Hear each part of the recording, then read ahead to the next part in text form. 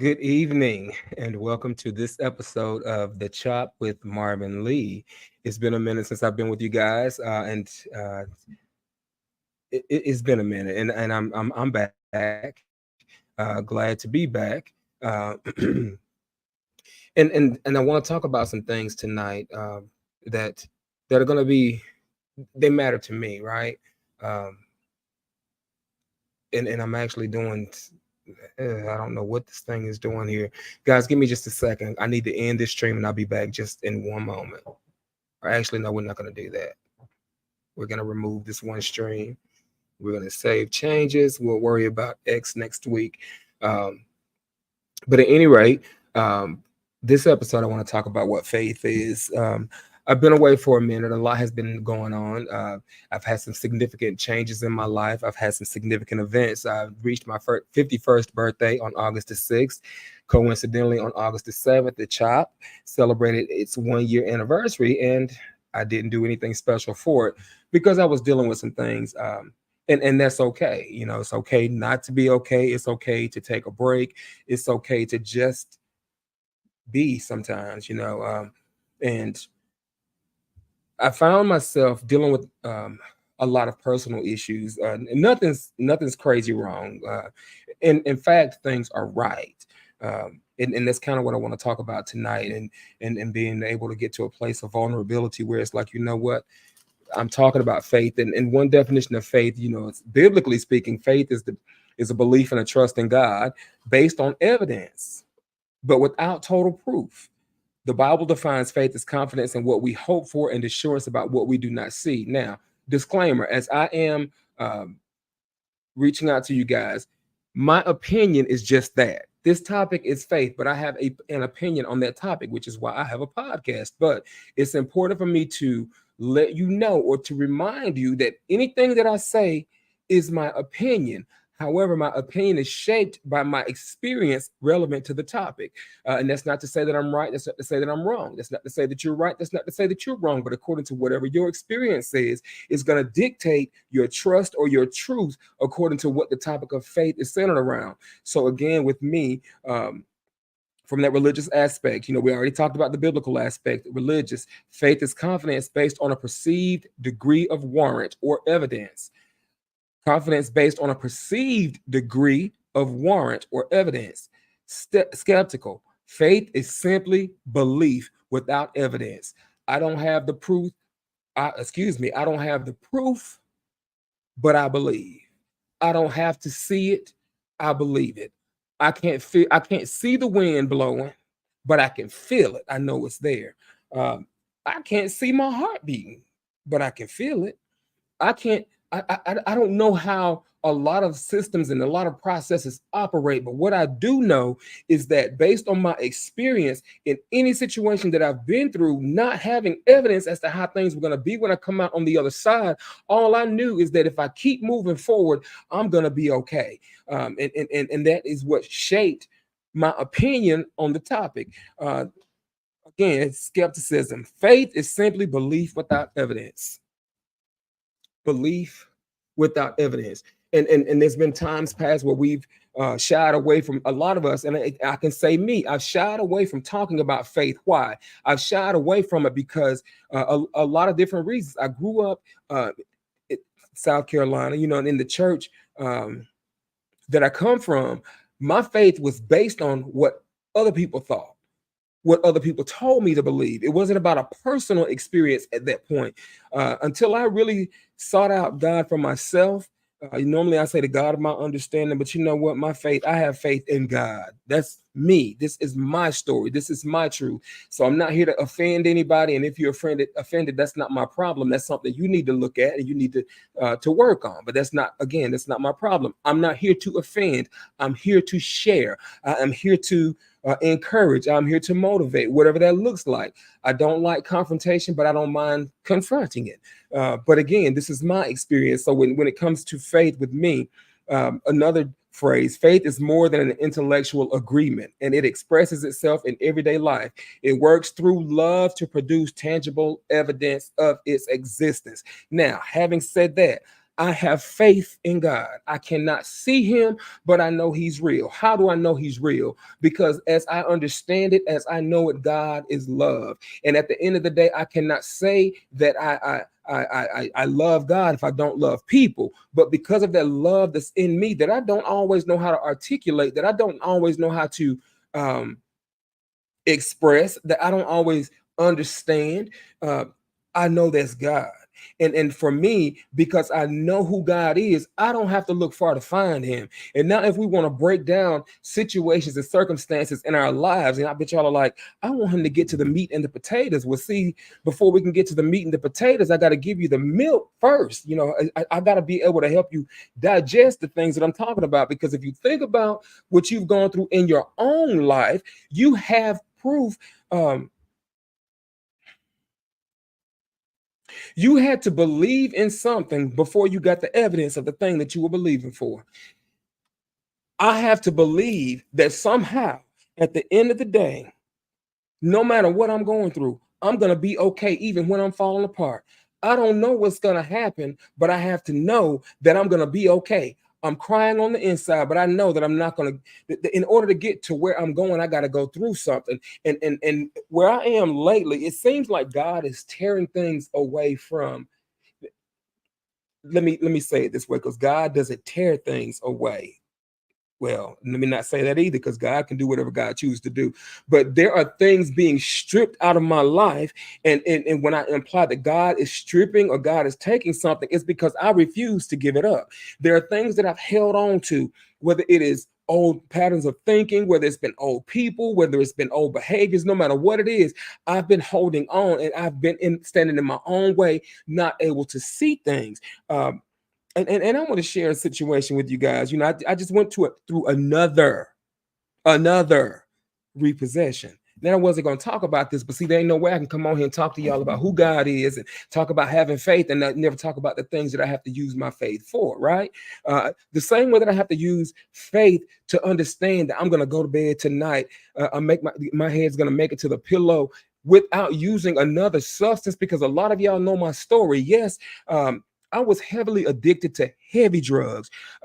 And I have over 5 years, coming up on 5.5 years clean. So just the same way that I have to use faith every day to understand that I'm going to make it to my pillow at night with another day clean, trusting in the God of my understanding, to know that he didn't bring me this far just to bring me this far, and that if he brought me to it, he's going to take me through it. So having said that, I don't get everything right in this process, right? This process that we call life and that we call living. When life is lifing and living is living, I don't always get things right. Why? Because I get in my own way, because I resort to my old patterns of thinking. When I resort to those old patterns of behavior, I find that if I keep doing what I've always done, I'm going to keep getting what I've always gotten. And that's been the case, right? So this particular time around, I was working at a particular place, and it was no longer agreeing with my spirit, right? And instead of being wise um, in my faith, you know, because we have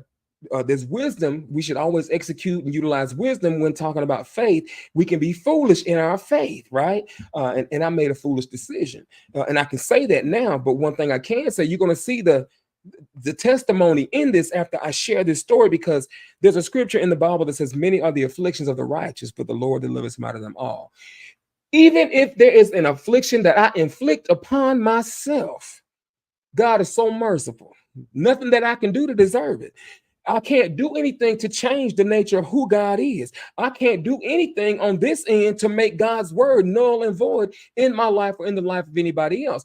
But so when let me just keep going. Let me just keep going. So, anyways, I made the decision at this particular job to leave, right? Because I was impatient. I was vexed in my spirit, and I just thought I knew something that I knew better for myself than God actually knew for me. I just know that I need to make a move right now, because if I have to come in this place one more day, and if I have to deal with these people one more day, I'm going to snap, crackle, and I'm going to pop. Well, the reason that I was there is because I was disconnected from God in the first place, in the sense that if I am If I am God, grant me the serenity to accept the things that I cannot change. What can I not change? I cannot change people, places, or things. I can't change what people say. I can't change how they act. I can't change what they do. But what I can do is change how I respond or how I react to what's going on. But I had gotten to a place that I was allowing those things to begin to trouble me. And instead of me troubling my trouble or sitting still or being still and letting God be God, I decided to make a drastic move, right? So I spoken to an employer that another place that I had worked at the time. They were like, we've wanted you since you worked at this place over here. So I step out, and it wasn't faith, it was foolishness, because if I trusted what God was doing, where I ended up is where I'm supposed to be. But I took somebody's word and I stepped out on foolish faith because, oh, they said they want me. So I go through this process of interviewing, and push comes to shove, I didn't get that job. But I stepped away from my job in the process. I quit. I say resign. I quit. Right? Let's call a thing and not dress it up. I quit. It was foolish. Hindsight is 2020, and I'm not gonna make an excuse, but I'm just gonna give you my truth, and then I'm gonna give you, we overcome by the blood of the Lamb and the word of our testimony. So I'm gonna give you what I did to get through. Now, I went through some stuff because of my own doing, but because of who God is, and his nature doesn't change. He came through just like he said he would, and he was right on time.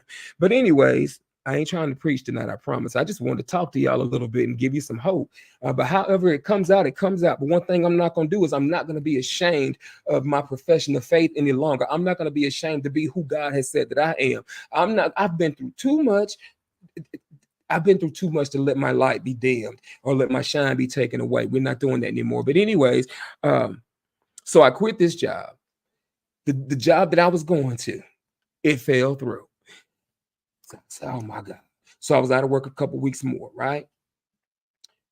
I came across another job. This particular job, what they were offering, I went in and I asked for the top of the scale for the position that I have. And they went two grand above that. It's like, this is what we're gonna give you. Did my drug test and my background check and all that good stuff. And then they were like, hey, this is what we're gonna do. Yeah, we got your email address. Check your email address for your offer letter. We're gonna email you your offer letter. Oh, good. This is promising. It's gonna work out. I'm gonna be okay. 1 week goes by, no word. 2 weeks go by, no word. Then I find out that the position went to somebody else that chose to go another direction. So meanwhile, 2 opportunities have passed me by. There are jobs coming across that I'm finding out about that they're paying money, but it's not about money. It's about the mission for me. It's never been about the money. It's been about the mission. Now, don't get it twisted. Money is important, but money is not the primary thing for me.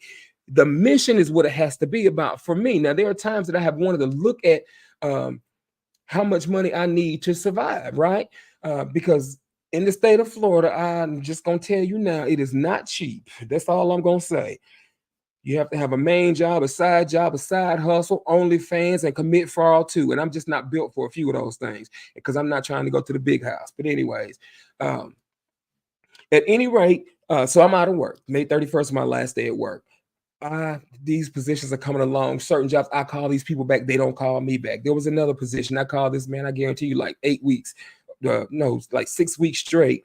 Knowing that they had a position, had talked to one of the managers, and he put me in touch with the other manager. He was like, he knows about you, whatever. So push comes to shove, I'm behind on everything. My car ends up getting repossessed this past Friday because I was so far behind.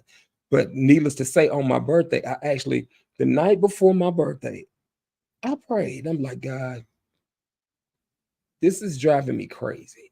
I know I messed up. I made some mistakes, but I need you. I need your help. Because I was starting to get depressed. I was starting to go stir crazy. I'm sleeping all day. I don't want to move. I don't want to talk to anybody. And I finally had enough. I came outside of myself for a moment and I said, you know what? Something's got to change. And what had to change was me. And in the process of changing my attitude, my mindset, I said, something's going to happen. And a friend of mine called me and said, now the car got repoed after the fact, but I said all that to say this, I'm not worried about that. Like, I am not, when I say I'm not worried, I'm not worried. I got proof with no evidence that I will be riding soon. That's my declaration of faith, because I've been in this situation not once, not twice. This is the third time. Third time is the charm. I've had to sit with me and look at me and figure out why I keep messing up. And it's not about the traumas, it's not about past mistakes, it's not about this, it's not about that, it's about this up here. And if I keep giving meaning to many of those things, I'm always gonna keep messing up, and I'm always gonna continue to make excuses for my behavior because I don't see that I'm standing in my own way. Now, I said all that to say this. So this particular friend of mine called me the day before my birthday, and I remember sounding horrible. I remember sounding like I was just done. God, come get me now. I'm ready to just, in my father's house are many mansions. So you know what? Come take me on to your house where it's free to be, because I'm just down here. I'm struggling. I'm tired. Come get me. That's the point that I had reached, right? And a friend of mine calls me from her job and says, send me your resume. This position is going to be coming up available. This is the 6th of August. No, the 5th of August, because she called me. My birthday was Tuesday the 6th. So I send her my resume. She forwards it to where it needs to be forwarded. I go in for an interview on the 6th. On the 13th, I'm filling paperwork out. On the 20th, I started my job, right? And I'm still there, and I love the job. I love what I'm doing, and I'm where I'm supposed to be. Now, mind you, the individual who was there moved on somewhere else, but the timing could not have been more perfect. I prayed that Sunday night, and it's not about me, although it is about me. It's not about me. It's about God. It's about Him creating. It was my time. The timing was perfect, and I could not script this. I could not make it anything other than what it is. Right. So me seeing this, understanding and knowing that it's about the mission that I've been called to do. Yeah, I could go so deep into this, but I just don't have time to. Not tonight. Not tonight. So again, we talked about faith being a belief in God, or belief and a trust in God based on evidence. Now, the evidence is that every time that I put myself in these kinds of compromising, foolish situations, God has loved me through that, and He has opened the door for me that needed to be opened when it needed to be opened, and all I was commanded to do was to keep being who I am, not doing. Now, coming from where I'm from, back in the South, I know things that God has revealed to me and what He has said to me in terms of the impact that I have on other people and the influence that I have with people. And I've been afraid to be, or I've been afraid to act on what God has said to me, thereby being afraid of being who God has called me to be, or who God has said I am. Am I more concerned with the opinion of other people? Am I more concerned with uh, the praises of men rather than the approval and the praise of God, right? Because when you are called to do a work for God, it ain't easy. And it's not always the popular thing to do. It is not the easy thing to do. It is not, it can be downright lonely at times. You can want to go with the in crowd to the left, and God can say, I need you to make it hard right now. All the action's going on over here. And God's like, but I don't care. I need to isolate you or separate you. Or I need to get you alone with me for a moment, because there's some things I need to show you. There's some things I need to say to you. And I've been in situations like that before. And for whatever reason, I've been afraid. Now, faith is not the total absence of fear. Faith steps up and says, I see that there's some fear present. So let me be what I know that I am, and let me do what I know that I do to get rid of what fear is and what fear does, because fear cripples me and paralyzes me in my tracks. And it prevents me from doing the thing that I know I was called to do in the first place. Show me your pain and I show you your purpose. I feel pain. I have felt pain. I know my purpose. I've connected with it. And there are times I'll start walking. In the moment that I take my eyes off the prize, I'll stumble and I'll trip and I'll fall sometimes. But I guess what? I always get up. And now I'm in a place where I can look at myself. That rigorous self-honesty is one thing to be honest, but it's another thing to be completely and totally self-honest. I can be honest and say, yeah, this shirt is black, but takes self-honesty and keen awareness and discernment for me to say, this keeps happening in my life because of this, that, and that. and not blaming anything or anybody else for the situation, but taking full accountability and being responsible and saying, you know what, I am the reason that things are the way that they are. Until I can acknowledge the way things are with me, I can't change anything else.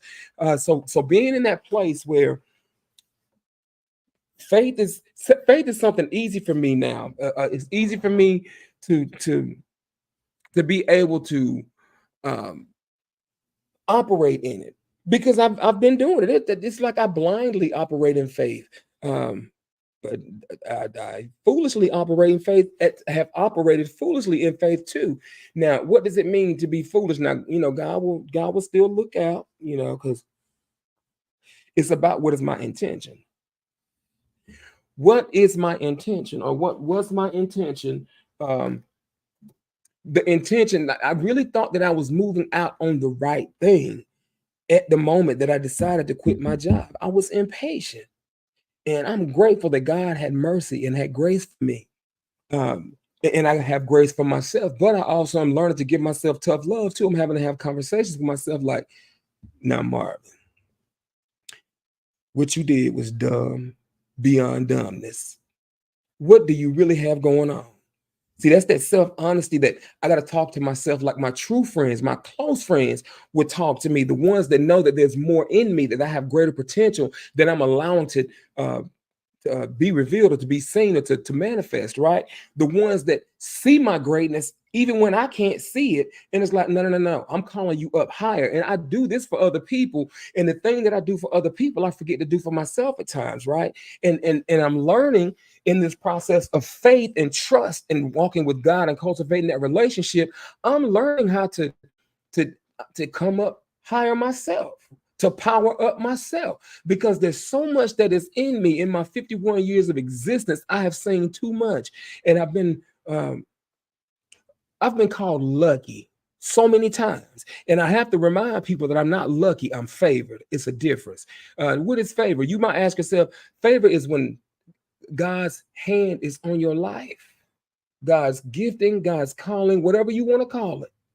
And there is absolutely nothing you can do about it. God's love is upon your life, and there's absolutely nothing you can do about it. As long as I choose to, or as long as I cooperate with God, as long as I cooperate with God, as long as I move in the things that God has told me to move in, I'm going to be okay. I'm going to be okay. Even if I don't. Even if I don't, it doesn't change the fact that God is who he said he is, and he is not going to change. He is the same that he has always been. And that's why I can stand on that trust. And that's why I can stand on that faith. And that's why I can be refined in it.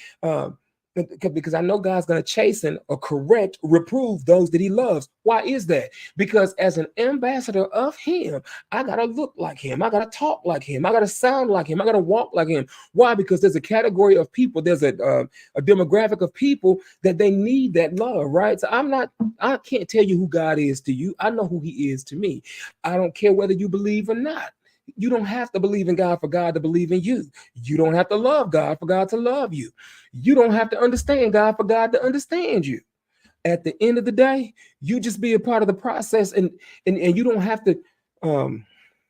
The process doesn't require your permission in order for it to work. It just requires your participation. So in other words, God just needs you to participate, because when you start participating, trust me, God knows how to be who he is to get you to change into who he wants you to be. And that's going to affect the lives of other people at the same time. And I see that in my own life. At times when I just don't want to deal with people because people be peopling, and I want to just totally shut down, shut off, and get away. I cannot, because there's something on the inside of me that I know it's a God thing that I cannot. I can't run from it. I can't escape it. I cannot get away from people. Why? Because people need that thing that's on the inside of me. God loves on me through other people. So in my darkest hour, when I needed God the most, that's when I tried to isolate from people, and God sent people my way. Why? Because in my 51 years of existence, now God can do whatever he chooses to do, however he chooses to do it.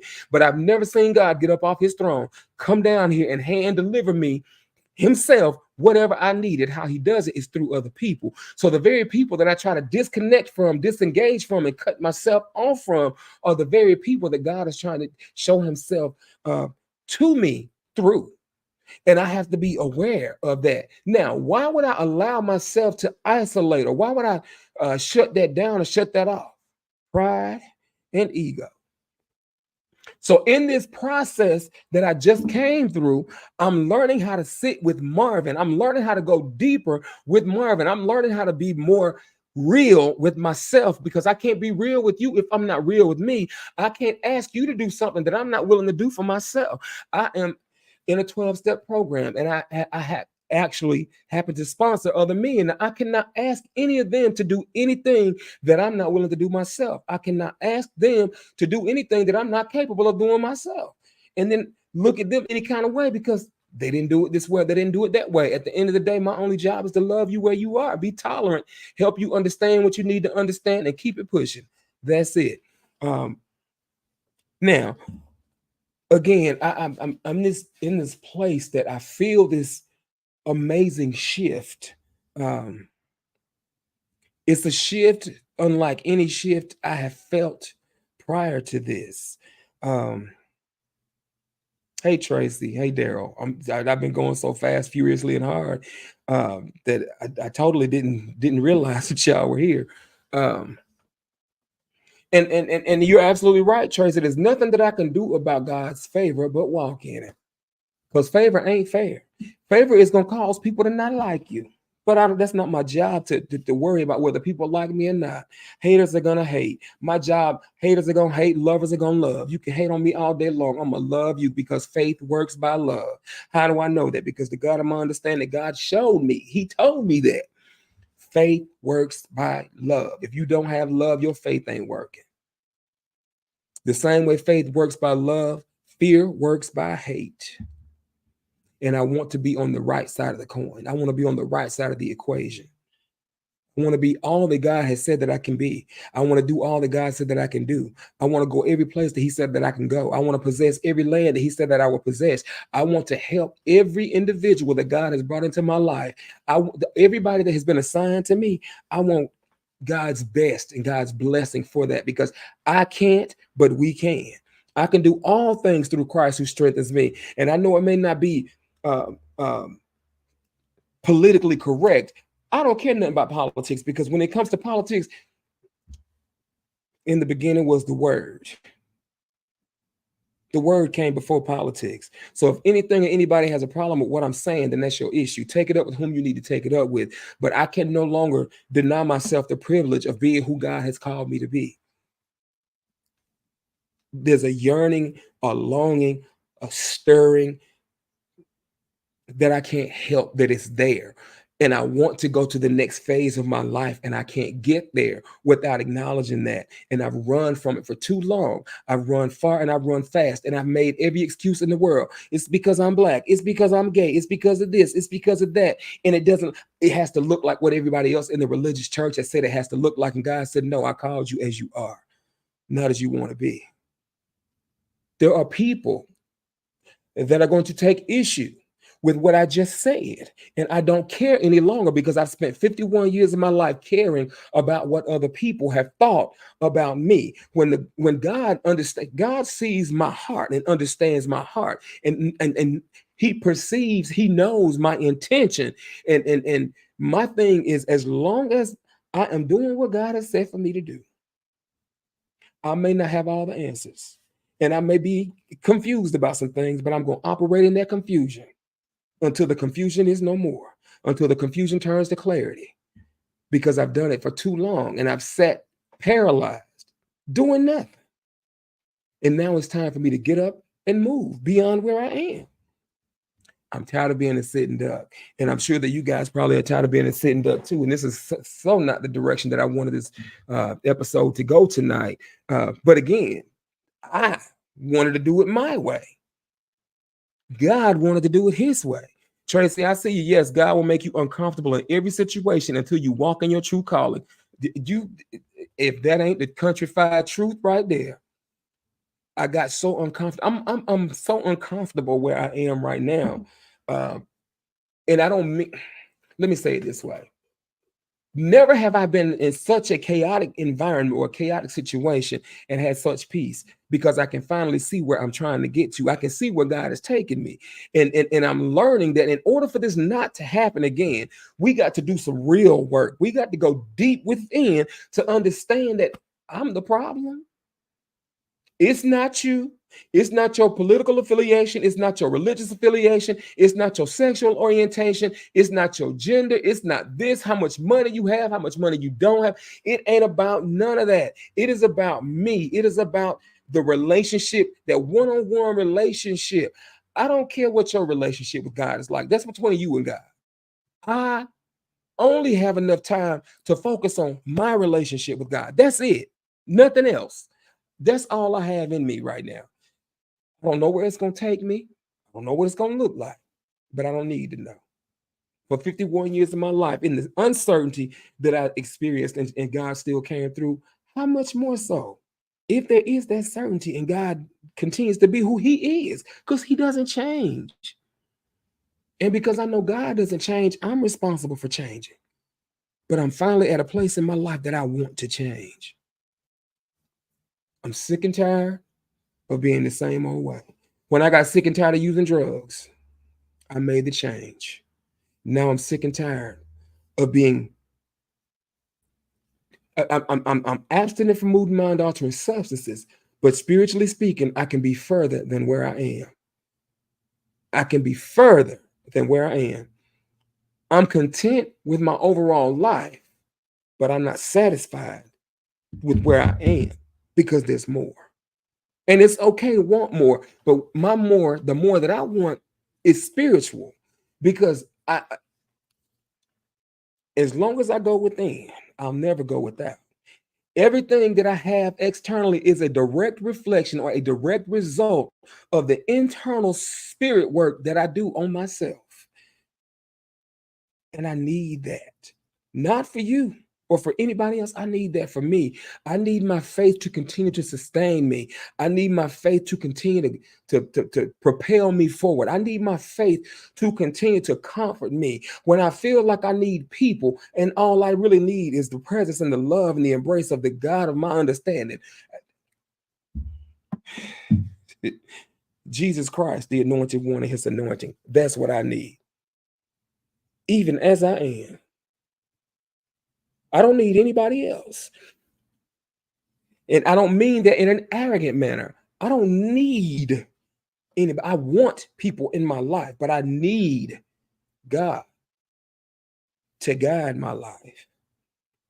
Where God guides, he provides. That's the people that I need in my life, whether they're good, bad, or indifferent. I need to stay connected so I understand what each person has come along for. Did you come to teach me a lesson? Did you come to hold me down, 10 toes down with me for the rest of my life, or you just here for a season? I need to understand these things. I'm learning that God, he can use anything and anybody to teach a lesson. My job is to be present so that I can understand the lesson.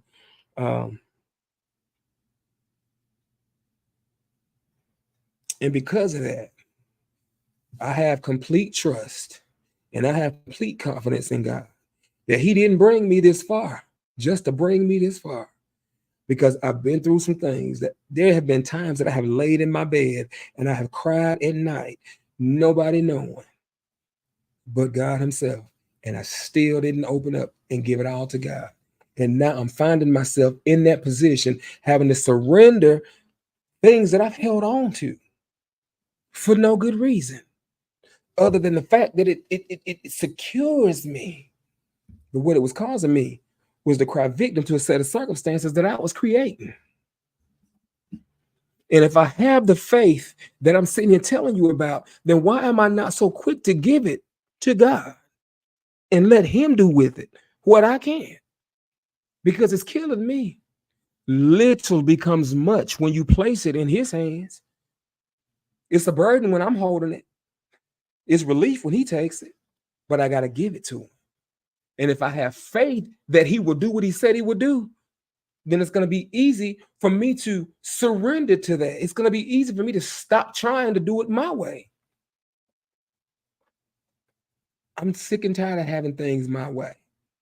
I want what God wants for me. I don't care whether people like me. I don't care whether people hate me. As long as God loves me, I know I love myself. As long as I have his approval, I know I'm going to be all right.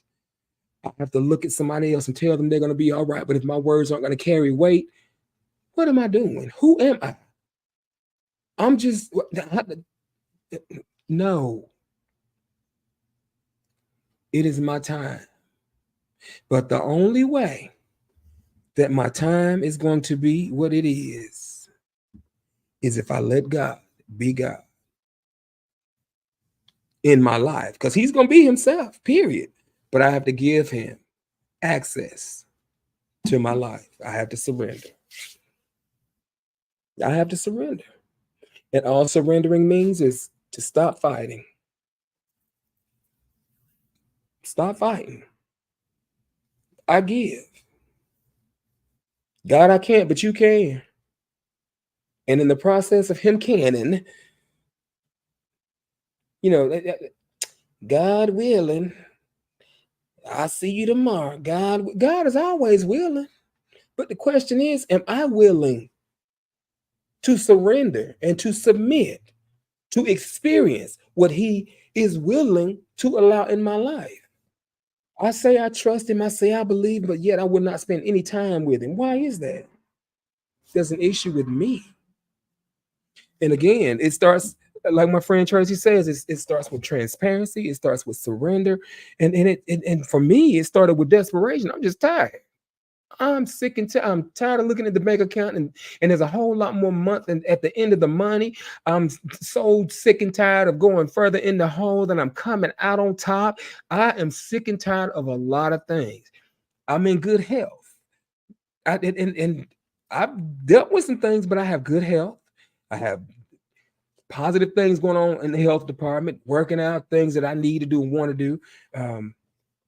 But there's a lot of stuff. As happy as I am, I'm equally sad at times because I see where I should be, not where I could be, where I should be. And see that honest self-assessment, where I should be is way down the road. But where I actually am, let me take it back and say it this way. I am right where I'm supposed to be.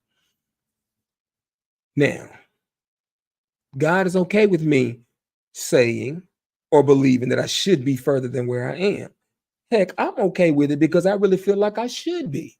But I made some boneheaded moves, boneheaded decisions that landed me in stupid lane.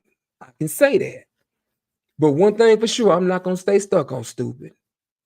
I'm not embarrassed about anything that I've dealt with, anything that I've said, anything that I've done, because at the end of the day, I'm growing. This is my now. This is where I look at all of that stuff. And I have to use all that stuff to propel me forward. No more. No more. You have to say to yourself, no more. I don't know what that more is for you, but no more. And it's more than just saying it. You got to act on it. You got to see it, feel it, hear it, believe it, speak it, decree it, declare it. I do affirmations every morning. I am light. I am love. I was made with divine intention. I can, I will, I am enough. And I was getting frustrated with myself because on the one hand, I got faith in everything that I'm saying. I know the words are manifesting, but what is my intention? I'm looking at like, yeah, I feel all this. But at the same time, that I'm taking 5 steps forward and 10 steps backward. And I'm like, wait a minute. Now, this is not on God. This is on me. So I'm calling myself out before you. I'm making myself accountable to you. I am becoming responsible for myself and my own actions.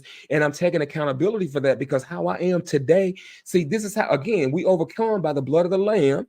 I had to take it to church on you for a minute. And the word of our testimony. You can't have a testimony if you ain't had a test. Your words are not going to carry weight if you've never had an experience with the word. And we know what that word is. Again, I have been uncomfortable because I've been disobedient. Everything else mattered more to me than my relationship with God. And he still favored me. He still provided for me. When it looks like I should have packed things up and I had family time, I moved back to South Carolina. Oh, no, ma'am. No, sir, Bobby Jr. What we don't do, we don't move backwards in life. Remember, I told you, I'm looking at where I am and where I could be. Where I could be and where I should be does not include me going backwards, going to South Carolina. No, ma'am. No, sir, Bobby Jr. No. I believe. I believe. I have always believed. And I have dared to dream. And just because, let me put it like this, when I graduated college, I was moving to Miami, Florida. That was in 1997. Things were lined up. All I had to do was go. There was a delay. Took me 20 years to get here, but I made it. I didn't get here when I wanted to, but I got here when God intended for me to. And now that I'm here, I've been through too much. I've experienced too much. I have grown too much. I have become more than I ever thought I could be from where I came from. I refuse to stop now and go back because I look at how far I've come and I celebrate the small victories because at the end of the day, I may not be where I want to be, but by God's grace, I am not where I used to be. And I'm grateful for that. There's no amount of money that can buy that. I'm grateful. I'm happy. And regardless of whether I have the evidence or not, my faith is still strong. My faith carries me. My faith sustains me. It keeps me moving forward. My faith is allowing me to open up and be vulnerable when I need to, because even if you turn your back on me, it's all right. I know where to go to because God loves on me through other people. 3 might walk away, 10 more replace them, or vice versa. What's up, Larry? I see you there. So again, learning how to be open and honest and trusting God in the process, speaking my truth, even when it hurts, even when it's not popular, even when it makes people look sideways at me. I wasn't meant to blend in. I was meant to stand out. I wasn't meant to follow. I was meant to lead. And that's a lot of your stories now. But until you can rectify the truth of who you are with the truth of who God is, and until you can rectify who or reconcile who He is, you're never going to know who you are. You never see your potential, never understand anything. And I dare you, I challenge you to step out of what you think you know, to get away from who you think you know. Start trusting God a little more. Pray just a little bit more. It doesn't have to be some long, drawn out, tarrying in the Holy Ghost kind of prayer. It just be as simple as, God, I want more. I'm not happy with my life as it is. I know I can have a better relationship with you, and I know that starts with me. And right now, there's so much going on. I got 5 minutes. I just want to give you these 5 minutes. And then it'll bump up to 10 minutes, and then 15, and then 20, and then 30. And then next thing you know, it's like a daily thing multiple times during the day. The more I do it, the easier it becomes. And that's what strengthens my faith. And that's what causes everything to work the way that it's supposed to do. And as soon as I said that, faith comes by hearing, and hearing by the word of God. And the proof comes the more that I interact with God. I see His goodness, the manifestation, the tangible manifestation of His goodness. Nobody and nothing can move me off of that. When I see Him move from me, regardless of what you say or what you do, hey, it is what it is, because I've seen, my eyes have seen the glory. Again, I've been here with you guys for 44 minutes now. Again, tonight was supposed to have been recorded with, I had a guest, but uh, some things didn't manifest the way that it was supposed to on his side. And again, this is God's way of saying, nah, I don't want you talking to anybody tonight. This is you. This is you. I hope somebody got something out of what I said. I certainly got relieved because I'm not sharing for effect. I'm sharing for relief. And even this podcast, I don't know where it's going and I don't know what it's going to do, but I know this is a platform God gave me and it was stirring in my heart for over 2 years before I even stepped out on faith and started it. And it is what it is. It is going to go where it's supposed to go. It's going to reach who it's supposed to reach. And I'm okay with that. I am okay with that. I want to remind you that nothing is going to happen to you today that God is not capable of taking care of for you if you only have faith in him and if you only allow him to. You don't have to love God for him to love you. You don't have to believe in God for God to believe in you. You don't even have to trust God in order for God to trust you. You mean God trusts me? Yeah, God can entrust you. But you got to start where you are. You can't start where you want to be. Start where you are.